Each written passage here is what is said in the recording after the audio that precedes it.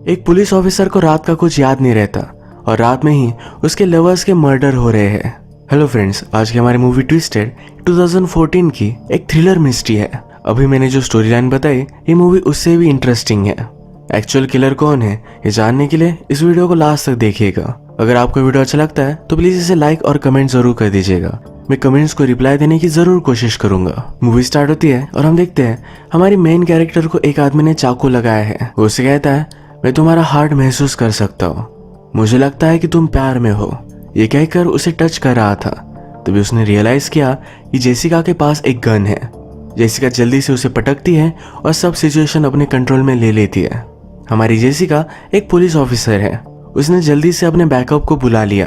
वो गुस्से में थी तो इस आदमी को सर पर लात मार दिया। जिस केस में इस आदमी को उसने पकड़ा ये बहुत ही बड़ा केस था। इस वजह से आज उसे प्रमोशन मिल गया। ये एक नॉर्मल पुलिस ऑफिसर से एक होमिसाइड डिटेक्टिव बन चुकी है। एक बार में इसी की पार्टी अपने सब कलीग्स को दे रही थी। जेसिका के पुराने पार्टनर का नाम विल्सन था। विल्सन उसे कहता है, अब तुम्हारा प्रमोशन हो गया, पर फिर भी तुम्हें कोई भी हेल्प चाहिए तो हमेशा मैं तुम्हारे लिए वहां रहूंगा।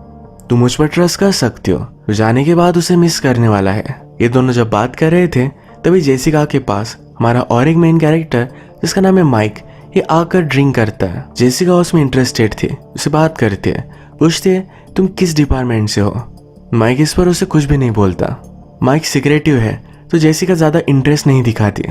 इसी पार्टी में जेसिका का एक्स बॉयफ्रेंड जिसका नाम है जिमी ये भी आया हुआ था। उसे लगता है कि कमिश्नर जेसिका के गार्डियन थे तो इसी वजह से उसे प्रमोशन मिला। कमिश्नर भी इस पार्टी में आ चुके थे और ये बात उन्होंने सुन ली। वो जिमी के पास आए। उन्होंने कहा, तुम्हारे पीछे एक आदमी बैठा है, मुझे उसका डिस्क्रिप्शन दो। अगर एक अच्छा डिटेक्टिव बनना है तो आसपास की पूरी सिचुएशन आपको पता होनी चाहिए। जिमी कुछ भी बता नहीं पाता। फिर कमिश्नर जेसिका से पूछते हैं। जेसिका को उस आदमी का हाइट, वेट इन सब के बारे में आइडिया था। उसे ये तक पता था कि आदमी कैश देकर ड्रिंक पी रहा है। जेसिका एक बहुत ही सिंसियर और क्रेडिबल डिटेक्टिव है। हमारे कमिश्नर का नाम है जॉन। जॉन जेसिका से कहते हैं, मेरे ऑफिस में चलो। आज जॉन जेसिका से बहुत ही गुस्सा है। कहते हैं, आज तुमने बहुत गलती की थी। सस्पेक्ट के साथ तुम अकेली गई थी। तुम्हें इसके लिए जॉब से निकाल देना चाहिए था, और अब तुम्हें प्रमोशन मिला है तो अपना जॉब सिंसियरली करना चाहिए। जेसिका जब छोटी थी तभी उसकी मदर और फादर की डेथ हो गई थी। उसके बाद जॉन ने उसे बड़ा किया। वो अब डिटेक्टिव बन चुकी है तो आज वो बहुत प्राउड थे। इसके बाद जेसिका बार में एक रैंडम आदमी के साथ मिलती है। उसी के साथ इंटीमेट हो जाती है। घर आने के बाद उसने फादर की डेथ की फाइल्स देखी। यहाँ से हमें पता चलता है उसके फादर ने सुसाइड की थी। ये देखकर बहुत ही सैड थी। इसके बाद नेक्स्ट डे जेसिका को साइकोलॉजिस्ट के पास जाना पड़ा। उसका प्रमोशन हो चुका है तो उसे मैंडेटरी अपनी मेंटल हेल्थ का ख्याल रखना पड़ेगा। डॉक्टर उससे क्वेश्चन पूछ रहे थे और कहती है कि मैं परफेक्टली फाइन हूँ। उसे अगर कोई स्ट्रेस आता है तो निकालने के लिए उसने सेल्फ प्रोटेक्शन का क्लास ज्वाइन किया है। जब जेसिका फर्स्ट टाइम अपने ऑफिस में आई तो सब लोग उसे कॉन्ग्रेचुलेट करते हैं। वो सरप्राइज थी कि जिसने बार में उससे बात नहीं की थी वही माइक उसका पार्टनर है। ऑफिस में उसका कलीग डेल ये उससे बात करता है और कहता है, जिसको तुमने पकड़ा एक बड़े केस का सस्पेक्ट था, तुमने सब कुछ गड़बड़ कर दी। जेसिका ने अपना जॉब शुरू भी नहीं किया तब तक उसका एनिमी बन गया। जिस कल्प्रिट को जेसिका ने मुंह पर मारा था उसने अपना लॉयर अब बुलाया हुआ है। उसे कहता है, जो उसने किया वो बहुत गलत किया। मुझे धोखे से वहां वो लेकर गई थी, मुझ पर हमला किया। इस कल्प्रिट का लॉयर एक बहुत बड़ा लॉयर है जिसका नाम है रे। रे कहता है कि उसने जो किया इसके लिए उसे भुगतना पड़ेगा। मीटिंग के बाद रे जेसिका और माइक से मिलता है। माइक कहता है, तुम उसे रिप्रेजेंट क्यों कर रहे हो? तुम तो हमेशा जस्टिस को लेकर बहुत ही सिंसियर थे। रे कहता है, उसके फादर बहुत इन्फ्लुएंशियल है और मेरे साथ गोल्फ खेलते हैं तो उन्हें मैं हेल्प कर रहा हूँ। माइक के यहाँ से जाने के बाद वो जेसिका से बात करता है। हमें पता चला इन दोनों में रिलेशनशिप हुआ करती थी। रे ने जेसिका को संडे पर अपने घर पर बुलाया।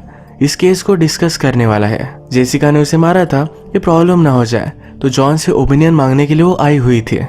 जॉन कहते हैं, तुम्हें कोई भी प्रॉब्लम नहीं होगा। तुमने जो स्टोरी बताई है कि वो तुम पर अटैक कर रहा था, सिर्फ यही स्टोरी कोर्ट में बता देना। नेक्स्ट सीन में वो फिर से साइकोलॉजिस्ट के पास थे। साइकोलॉजिस्ट कहता है, तुम्हारे मदर और फादर के बारे में हम बात करते हैं। वो कहती कि उनके बारे में क्यों बात करनी है। साइकोलॉजिस्ट कहता है, तुम्हारे एंगर इश्यूज शायद उस वजह से है। जेसिका कहती है, मुझे कोई भी एंगर इश्यूज नहीं है। ये बताते बताते बहुत ही गुस्सा हो गई थी। आज रात घर आने के बाद भी वो फिर से अपने फादर की क्राइम सीन के फोटोज देखती है। ये देखते वो को ड्रिंक कर कर रो रही थी। वो अपने पेरेंट्स को बहुत मिस करती है। थोड़ी देर में उसे माइक का कॉल आया। उन्हें सीशोर के पास एक डेड बॉडी मिली है। उन्होंने डिस्कस कर कर डिसाइड किया कि उन्हें इस सीशोर का पूरा राउंड लगाना चाहिए। डेड बॉडी के हाथ पर एक सिगरेट का बर्न नोटिस करते हैं। इस बॉडी के चेहरे को जेसिका ने जब सही से देखा तब रियलाइज किया जिस स्ट्रेंजर के साथ वो इंटीमेट हुई थी ये उसी की डेड बॉडी है। इसके बारे में वो अपने पार्टनर को बता देती है। ये उसे कैसे जानती थी? जब ये उसके कलीग को पता चला तो उसे जज करते हैं। इस पर वो गुस्सा थी। अगले दिन माइक और जेसिका पूरे शोर के चक्कर लगा रहे थे। माइक उसे कहता है यहाँ पर बहुत सारे प्लेसेस है जहाँ पर आप कुछ ना कुछ तो हाइड कर सकते हो। माइक एक्चुअली इसी शोर के पास रहता है तो उसे सब कुछ पता था। माइक ने डेड बॉडी पर सैंड देखी थी तो किनारे पर आया। माइक को लगा कि शायद यहाँ पर मर्डर हुआ होगा। जेसिका को याद आया कि उस रात वो और वो स्ट्रेंजर ये दोनों यहाँ भी इंटीमेट हुए थे। अगले दिन इस केस पर ऑफिस में डिस्कशन चल रहा था। जेसिका को लगा कि एक सीरियल किलर का काम है। इस पर सब लोग बहुत हंसते हैं, कोई भी उसे सीरियसली नहीं लेता। रात में माइक और जेसिका बार में आए हुए थे।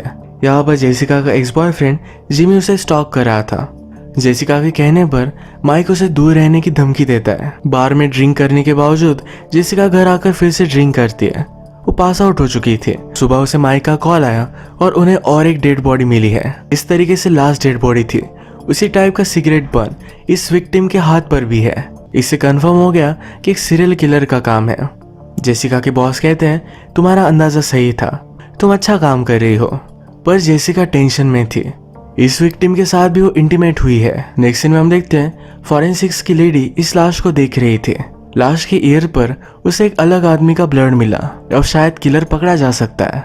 इस ब्लड को एनालाइज कर इसका रिजल्ट आने में जरा टाइम लगेगा।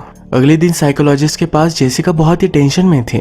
साइकोलॉजिस्ट कहते हैं तुम्हें अपने मदर और फादर की फीलिंग्स को कन्फ्रंट करना चाहिए। जेसिका कहती है वैसा कुछ भी नहीं है। उसने बता दिया कि जिनकी भी किलिंग्स हो रही है उनके सबके साथ में सोई हुई हो। ये बात उसने अपने पार्टनर को भी बताई नहीं।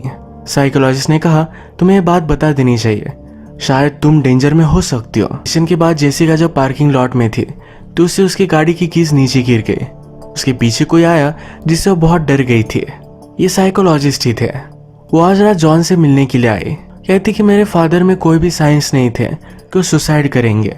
ऐसे अचानक वो सुसाइड कैसे कर सकते हैं? जॉन कहता है तुम्हारी मदर से बहुत प्यार करते थे। उसके जाने के बाद वो बहुत ही गम में थे, इसीलिए उन्होंने सुसाइड की थी। तुम इन बातों पर ज्यादा सोचो मत, अपने जॉब पर कॉन्सेंट्रेट करो। अगले दिन सब डिटेक्टिव मिलकर केस पर डिस्कस कर रहे थे। यहाँ पर जेसिका का कलीग जिसका नाम है डेल ये सबसे बात करता है। कहता है हमें तो जेसिका पर शक करना चाहिए। वो फर्स्ट विक्टिम के साथ सोई हुई थी, शायद सेकंड के साथ भी सोई हुई है। वो मजाक कर रहा था पर जेसिका को बहुत ज्यादा गुस्सा आ गया। वो जोर से उसकी कमर पर लात मारती है। माइक उसे शांत कर कर एक जगह पर लेकर आता है। जेसिका कहती है कि वो जो बोल रहा था ये सच है। माइक इस पर बहुत ज्यादा गुस्सा हो गया। कहता है मैं तुम्हारा पार्टनर हूँ, तुम्हें मुझे सब कुछ चीजें बतानी चाहिए। ये बात उन्होंने उनके बॉस से कही और कमिश्नर के पास आकर ही डिस्कस करते हैं। कमिश्नर जॉन ने कहा कि हमें जेसिका को केस पर रखना कंटिन्यू करना चाहिए। ये सब मर्डर की लिंक उससे ही है। जेसिका की वजह से हमें अच्छे क्लू मिल सकते हैं। जॉन को पता था कि जेसिका ने अपने कलीग को मारा, इससे वो बहुत ही गुस्सा था। उसे वो बहुत डांटता है। जेसिका कहती है कि मैं अपना ख्याल रख सकती हूँ। जॉन कहता है तुम्हारे आसपास के लोग मरते क्यों रहते हैं? इसके बाद जेसिका और माइक जो भी विक्टिम्स थे इनका बैकग्राउंड चेक कर रहे थे। फर्स्ट विक्टिम जिस बार में जाता था उस बार में हो गए। वहाँ का बारटेंडर कहता है लास्ट टाइम उसने जेसिका के साथ ही देखा था। ये उसके घर पर आए जहाँ पर विक्टिम की लैंडलेडी कहती है कि जब लास्ट टाइम मैंने उसे देखा था वो तुम्हारे साथ ही था। इनके सारे एफर्ट्स वेस्ट जा रहे हैं। रात में जब जेसिका घर पर आई तो उसका एक्स बॉयफ्रेंड जिमी ऑलरेडी उसके घर में बैठा हुआ था। उसके पास आकर उससे किस करने लगता है। वो उसे मिस करता है तो उसके साथ इंटीमेट होना चाहता था। जेसिका उसे मना कर रही थी पर वो मानता नहीं। जेसिका के पास एक छोटा सा वुडन वेपन है जिससे उसे इंजोर कर देती है। जिमी से बहुत गुस्सा हो गया। उसे साइकोपैथ बुलाकर वहां से चला जाता है। अगले दिन वो एक कल्प्रिट से मिलने के लिए आए। ये वही है जिसे हमने मूवी के फर्स्ट में देखा था। वो जेसिका से कहता है तुम में और मुझ में ज्यादा कुछ भी फर्क नहीं है। तुम्हें भी कभी कभी लगता है किसी का मर्डर करना चाहिए। जेसिका फिर से अपने ऑफिस में जब काम कर रही थी तो उसका कलीग डेल उसके पास आकर उसे चिढ़ाता है। उसने उसे हाथ लगाया, कहा कि अब तुम्हें लग रहा होगा कि मुझे मारना चाहिए। जेसिका उसे मारना तो चाहती थी पर कंट्रोल कर लिया। उसे लगा कि डेल को इस केस के बारे में इतना पता है तो माइक ने उसे बताया होगा। वो माइक पर गुस्सा होकर उसके घर पर आती है। उसने उसे कन्फ्रंट किया। माइक कहता है कि मैं तुम्हारा पार्टनर हूँ, इस तरह की चीजें मैं तुम्हारे साथ नहीं कर सकता, तुम्हें मुझ पर ट्रस्ट करना चाहिए। जेसिका शांत हुई। इस केस पर वो डिस्कस कर रहे थे। माइक उसके लिए डिनर बनाता है। कहता है जिस तरीके से तुम फूड एंजॉय करते हो मुझे बहुत अच्छा लगता है। ये दोनों एक दूसरे के करीब आ गए थे, किस करने लग गए। जेसिका को लगा कि ये गलत है और उसने अपने आप पर कंट्रोल कर लिया। घर आने के बाद जेसिका को फूल मिले थे। ये उसी लॉयर के हैं जिससे वो कल मिलने वाली है। आज रात भी ड्रंक होकर वो बेहोश हो गई थी। सुबह जब वो लॉयर के पास गए तो डायरेक्टली लॉयर की बॉडी ही उसे मिली। सब पुलिस वगैरह को बुलाने के बाद जेसिका से क्वेश्चन किए जाते हैं। जेसिका का बॉस जॉन से कहता है कि वो उसे इस केस से निकाल देना चाहिए, शायद वो मर्डरर हो सकती है। जॉन कहता है उसके खिलाफ हमारे पास कोई भी सबूत नहीं है, ये उसका फर्स्ट होमिसाइड केस है, अगर उसे निकाल दिया गया तो उसका करियर खत्म हो जाएगा। जेसिका जब अपने साइकोलॉजिस्ट के पास आई तो बहुत ही ज़्यादा कंफ्यूज है। उसे पता नहीं कि क्या उसने सचमुच में मर्डर किए भी है या नहीं। जेसिका हर रात ड्रंक हो जाती है तो रात में क्या होता है उसे पता नहीं होता। उसे लगता है कि वायलेंट है, किसी की जान वो ले सकती है। तो यही कंफर्म करने के लिए उसने अपना ब्लड लैब में दिया। उसने मर्डरर के ब्लड से इसे मैच करने के लिए कहा। हमेशा जेसिका को अब लग रहा है कि उसका कोई ना कोई तो पीछा कर रहा है, ये किसी को भी नोटिस नहीं कर पाती। रात में उसके घर पर नॉक आए तो डर चुकी थी। उसने ओपन किया तो माइक ही था। माइक उससे कहता है कि मुझे भी लगता है मेरा कोई पीछा कर रहा है। जेसिका बहुत ही डर चुकी थी। उसने माइक पर गन लगाई। माइक उससे गन ले लेता है और उससे कहता है कि शांत हो जाओ। उसने उसे किस कर लिया। जेसिका डर रही थी। उसने कहा जिसे भी मैं किस करती हूँ उसका मर्डर हो जाता है। माइक कहता है कि मैं कहीं भी नहीं जा रहा। उसने जेसिका को सुला दिया और यहीं पर वो रात भर सिगरेट पी रहा था। अगले दिन जॉन जेसिका को अपने ऑफिस में बुलाते हैं। जेसिका के पीछे एक बोर्ड था। उससे पूछते हैं मुझे बताओ कि इस बोर्ड पर लिखा हुआ क्या है।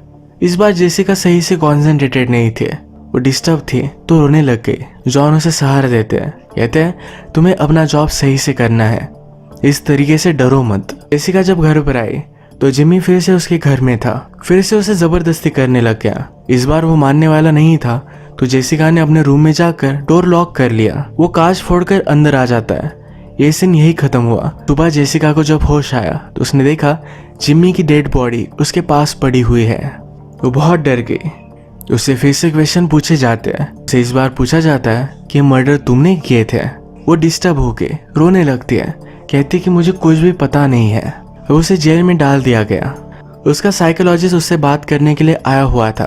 तभी जॉन वहां पर पहुंचा। जॉन जेसिका से कहता है कल रात तुम्हारे ड्रिंक में किसी ने कुछ मिला दिया था, इसी वजह से तुम अनकॉन्शियस थे, तुम कोई भी मर्डर नहीं कर सकते। इसी रीजन की वजह से जेसिका को बेल भी मिल गई। इसके बाद जॉन और जेसिका डिस्कस करते हैं। जॉन कहता है कोई ऐसा है जिसे तुम्हारा सब कुछ रूटीन पता है, तुम्हारे घर का उसे एक्सेस है। जेसिका के माइंड में एक ही आदमी आया, उसका पार्टनर माइक। माइक को लेकर वो सस्पिशियस थी ही और वो सिगरेट भी पीता है। जिस रात जेसिका माइक से मिली थी उसके बाद ही उसके आसपास मर्डर होना स्टार्ट हो गया था। इसके बाद ये दोनों मिलकर माइक को अरेस्ट करने के लिए जाते हैं। जेसिका माइक से कहती है तुम मुझे मिलने के लिए आए क्यों नहीं थे। माइक ने कहा कि मुझे मना किया गया था। जेसिका इस पर बिलीव नहीं करती। जॉन माइक के घर में कुछ वाइन देखता है। माइक ने ड्रिंक किया। जॉन कहता है तुम हमेशा जेसिका की ड्रिंक में कुछ ना कुछ तो मिलाया करते थे। जॉन ने माइक के ड्रॉर्स चेक किए तो उसमें एक ड्रग था। माइक कहता है कि मेरा नहीं है, मुझे फंसाया जा रहा है। जिस छोटे से लकड़ी के वेपन से मर्डर हुआ था ये मर्डर वेपन भी माइक के पास मिला। माइक इस सब पर बिलीव नहीं करता। एक्चुअल में जॉन ने माइक के ड्रिंक में भी ड्रग मिला दिया था तो अनकॉन्शियस हो गया। जॉन जेसिका से कहता है हमें अब इसे सजा देनी चाहिए, ये केस कोर्ट में जाएगा, इसे बेल मिलेगी। इन सब चीजों पर वो बिलीव नहीं करता। जॉन और जेसिका एक घर में थे। इन सब का सबूत वो मिटाने लग जाता है। वो माइक के मर्डर को एज अ सुसाइड दिखाने वाला था। वो माइक के पास जेसिका का फोटो रख देता है। कहता है सबको लगेगा कि तुमने उसे रिजेक्ट किया इसलिए उसे खुदकुशी कर ली। जॉन ने सब क्राइम सीन सेटअप किया तो जेसिका रियलाइज करती है इसी तरीके का क्राइम सीन उसके फादर के सुसाइड में भी था, यानी कि जॉन ने उसके फादर को भी मार डाला था। जेसिका ने अपनी गन निकाली, उसे अरेस्ट करने वाली थी। जॉन उसे समझाने की कोशिश करता है पर वो समझ नहीं रही थी। वो कहता है तुम्हें भी तुम्हारे फादर की तरह ही गुस्सा है। मैंने उसे बताया था कि उसकी वाइफ उस पर चीट कर रही है पर वो माना नहीं। उन दोनों में झगड़ा हुआ और जेसिका के फादर बहुत ही डिस्टर्ब थे। इसी वजह से जॉन ने जेसिका के फादर को मार डाला था। यही जब वे बात कर रहे थे तो माइक को होश आया और जल्दी से यहाँ से वो भाग जाता है। जॉन जोर से जेसिका को स्लाइप कर माइक के पीछे पीछे आया। माइक अपने घर के नीचे छुप गया था और फाइनली जॉन ने उसे ढूंढ लिया। जिस तरीके से सीरियल किलर अपने हर विक्टिम को बर्न देता है, उसी तरीके से जॉन ने माइक के हाथ पर सिगरेट बर्न दिया। जेसिका वहां पहुंची, उसने ये सब देख लिया। वो कहती है, तुम ही मर्डरर हो, तुमने ये सब किया क्यों? जॉन कहता है, तुम्हारी मदर को एक बीमारी थी, वो कभी भी उसके हस्बैंड से फेथफुल नहीं थे। मैं उससे प्यार करता था पर वो मानी नहीं, इसलिए मैंने उसे मार दिया। तुम्हें भी वही बीमारी है, तुम किसी के साथ भी इंटीमेट होती रहती हो। मैंने हर एक को मारकर ये क्यूर करना चाहा। जॉन कहता है, तुम अभी भी कुछ नहीं कर सकती, अगर तुमने मुझे मार डाला तुम पर ही सब शक आएगा। जेसिका स्मार्ट है, उसने पहले ही अपने ओल्ड फ्रेंड को कॉल कर दिया था। जॉन का कन्फेशन उसने सुन लिया और सारे पुलिस को लेकर वो यहाँ आ रहे थे। जॉन जेसिका से कहता है, मैं तुम्हें और एक लास्ट बात सिखाना चाहता हूँ, आप जो भी करते हो कभी भी उसमें कोई भी मिस्टेक नहीं होनी चाहिए। जॉन अब माइक को मारने वाला था तो जेसिका उसे शूट कर देती है। जॉन ने जानबूझकर प्रिटेंड किया कि वो माइक को मार रहा है। वो पकड़ा नहीं जाना चाहता था, पकड़े जाने से तो अच्छा मर जाना था। ये सब पुलिस ने देख लिया था तो जेसिका को अब कोई भी प्रॉब्लम नहीं आएगा। वो माइक के पास आई, उसे सॉरी कहा, माइक भी उसे माफ कर देता है। इसी मोमेंट पर इस मूवी का एंड हो जाता है। अगर आपको ये मर्डर मिस्ट्री पसंद आई तो प्लीज़ इस वीडियो को लाइक कर दीजिएगा। ये बहुत सारी मूवीज़ लेकर आते रहता हो तो प्लीज़ इस चैनल को सब्सक्राइब कर दीजिए। बेल नोटिफिकेशन आइकन दबाने मत भूलिएगा। हम फिर से मिलेंगे और एक नई मूवी के साथ। तब तक के लिए थैंक यू और आप अपने आप का ख्याल रखिए।